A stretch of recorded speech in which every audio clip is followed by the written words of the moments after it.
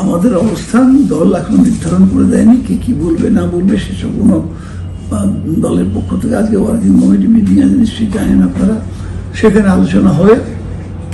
তারপর কে কি বলবে না বলবে সেটা ঠিক হবে, কাকে কাকে বলতে দেওয়া হবে সেটাও ঠিক হবে, সেগুলো পরবর্তীকালে জানা যাবে। কিন্তু এখনো দিনটা নির্ধারণ হয়নি।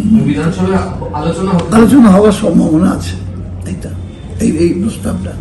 কেন্দ্র যে আচরণ করছে তার বিরোধিতা করে অবশ্যই কেন্দ্র যেটা করছে সেটা নিয়ে অনেক বক্তব্য আছে মানুষের, সেই বক্তব্যর প্রতিফলন এর আগে তো আমরা দেখেছি যে সমস্ত সদস্যদের মার্শাল দিয়ে বার করে দিয়ে অনেক বিল পাস করিয়ে নেওয়া হয়।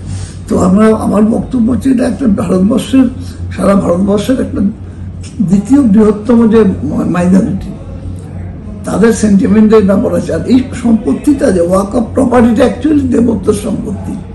এই দেবত্বর সম্পত্তির কি করে তৈরি হয়, যে মানুষরা সেই ধর্মে বিশ্বাস করে তাদের দেওয়া প্রপার্টি।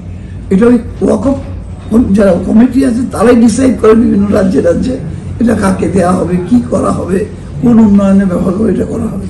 তাদের একটা কমিটিও আছে, প্রতিনিধিত্ব আছে, আমাদের রাজ্যের প্রতিনিধিও যায়, কেন্দ্রীয় সরকারের প্রতিনিধিও যায়।